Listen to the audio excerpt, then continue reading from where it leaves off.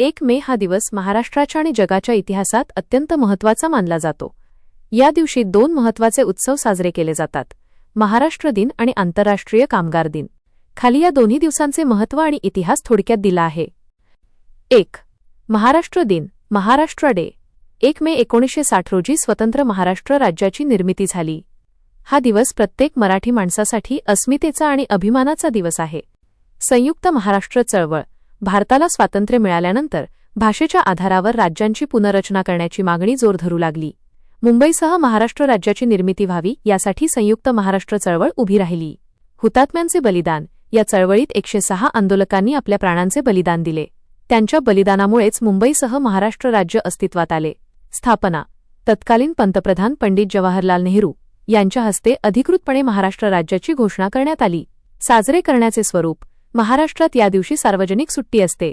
राजभवनावर किंवा जिल्हा मुख्यालयात ध्वजारोहण केले जाते आणि विविध सांस्कृतिक कार्यक्रमांचे आयोजन केले जाते. 2. आंतरराष्ट्रीय कामगार दिन. International workers day. कामगारांच्या कष्टाचा सन्मान करण्यासाठी आणि त्यांच्या हक्कांसाठी हा दिवस जगभरात मे डे म्हणून साजरा केला जातो. इतिहास. 1886 मध्ये अमेरिकेतील शिकागो शहरात कामगारांनी कामाचे तास निश्चित करण्यासाठी 8 तास काम मोठे आंदोलन केले होते. त्या घटनेच्या स्मरणार्थ 1 मे हा दिवस कामगार दिन म्हणून साजरा करण्याचा निर्णय घेण्यात आला. भारतातील सुरुवात. भारतात 1 मे 1923 रोजी चेन्नई मद्रास येथे पहिल्यांदा कामगार दिन साजरा करण्यात आला. महत्त्व. हा दिवस कामगारांच्या सामाजिक आणि आर्थिक कामगिरीचा गौरव करतो.